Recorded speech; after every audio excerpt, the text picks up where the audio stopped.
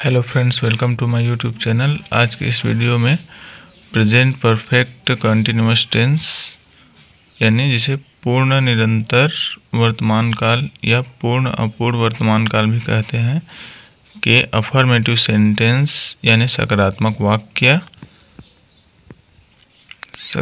वाक्य की पहचान करना यानी हिंदी वाक्यों को पहचानना और अंग्रेजी वाक्यों की पहचान करना और सेंटेंस स्ट्रक्चर की मदद से सेंटेंस बनाना सीखेंगे। तो चलिए सबसे पहले अफर्मेटिव सेंटेंस यानी सकारात्मक वाक्य प्रेजेंट परफेक्ट कंटिन्यूअस टेंस के हिंदी वाक्य की पहचान किस प्रकार करेंगे इसे समझते हैं। तो इस काल के इस प्रकार के हिंदी वाक्यों में समय सूचक शब्दों के साथ से लगा रहता है और क्रिया के अंत में रहा है, रही है, रहे हैं, रहे हो, रहा हूँ, रही हूँ आदि जुड़ा रहता है। उदाहरण जैसे मैं 2 घंटे से पढ़ रहा हूँ। तो यहाँ पर आप देख सकते हैं कि समय सूचक शब्द 2 घंटे और उसके साथ में से लगा हुआ है और यहाँ पर क्रिया पढ़ना है और उसमें क्रिया के अंत में रहा हूँ जुड़ा हुआ है। चलिए अगला उदाहरण देखते हैं। सीता 3 दिन से शाला जा रही है।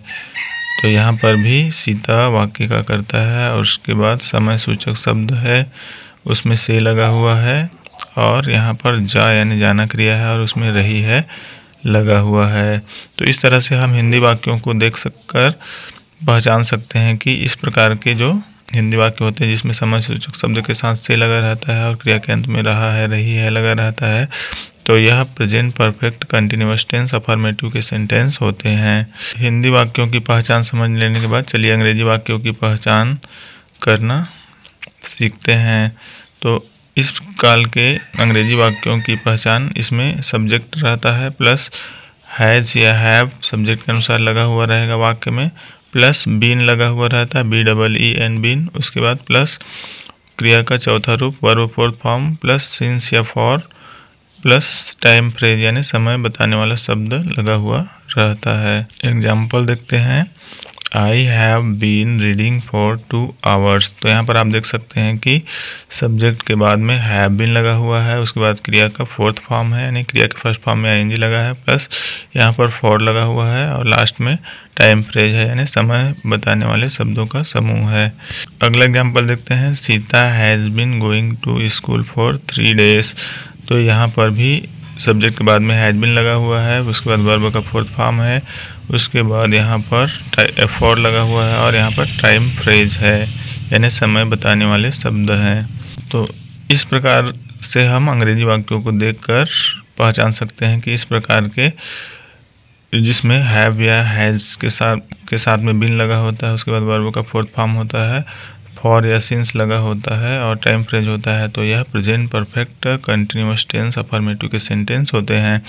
तो चलिए अब पहचान समझ लेने के बाद इंग्लिश सेंटेंस स्ट्रक्चर यानी अंग्रेजी वाक्य की संरचना या सूत्र यानी अंग्रेजी में वाक्य को किस प्रकार से लिखेंगे यानी हिंदी वाक्यों को अंग्रेजी में कैसे ट्रांसलेट करेंगे इसे समझते हैं। तो सबसे पहले हमें सब्जेक्ट लिखना होता है, उसके साथ में हेल्पिंग वर्ब सहायक क्रिया हैज़ या हैव सब्जेक्ट के अनुसार लगाना होता है, उसके साथ में बीन BEEN लगाना होता है, प्लस वर्ब का फोर्थ फॉर्म यानी वर्ब के फर्स्ट फॉर्म में ING लगा कर लिखेंगे, प्लस एडजेक्टिव है तो एडजेक्टिव लिखेंगे, ऑब्जेक्ट यदि है तो ऑब्जेक्ट लिखेंगे, प्लस सिंस या फॉर लगाएंगे दोनों में से कोई एक, प्लस टाइम फ्रेज यानी समय सूचक शब्द का जो समूह रहता है उसे लिखना होता है।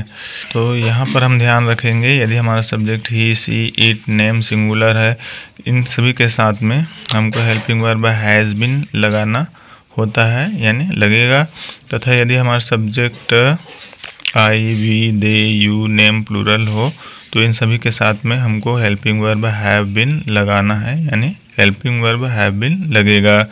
तो यहाँ पर आगे देखते हैं। टाइम फ्रेज यानी समय सूचक पद यानी जो शब्दों का समूह होता है के पहले सिंस या फॉर लगाने के नियम। तो निश्चित समय यानी पॉइंट ऑफ टाइम बताने के लिए उसके पहले हमको सिंस लगाना होता है, जैसे कि नेम ऑफ डेज यानी दिनों के नाम के पहले जैसे संडे, मंडे इस प्रकार से होगा लगाना होगा। नेम ऑफ मंथ्स यानी कि महीनों के नाम के पहले जैसे जनवरी, फरवरी इसके पहले हमको सिंस लगाना। नेम ऑफ ईयर्स यानी साल या वर्ष के नाम के पहले हमको सिंस लगाना होता है, जैसे 2010 से, 2015 से, 2020 से आदि के पहले हमको सिंस लगाना होगा।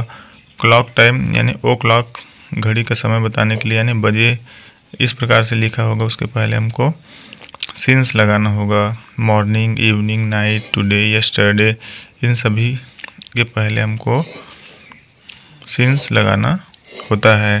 तथा समय की अवधि, पीरियड ऑफ टाइम के पहले हमको सेंटेंस में फॉर लगाना होता है, जैसे नंबर ऑफ डेज यानी दिनों की संख्या, 2 दिन, 5 दिन, 10 दिन, इस प्रकार से। नंबर ऑफ आवर्स यानी घंटे की संख्या बताने के लिए, 2 घंटे, 3 घंटे, 5 घंटे से। नंबर ऑफ मंथ्स यानी महीनों की संख्या के पहले हमको फॉर लगाना होता है, जैसे कि 1 महीना, 2 महीना, 3 महीना।